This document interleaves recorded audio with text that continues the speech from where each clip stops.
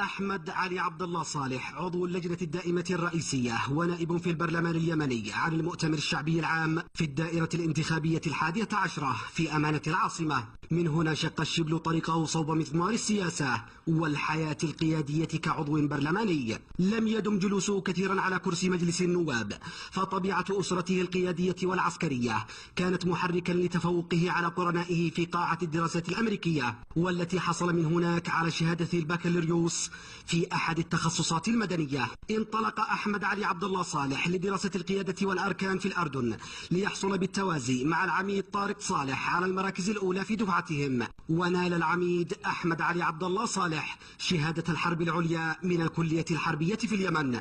وخوله كل هذا النجاح لإنشاء القوات الخاصة اليمنية في العام 99 التي قادها وجعل منها وحدات نوعية تتوافق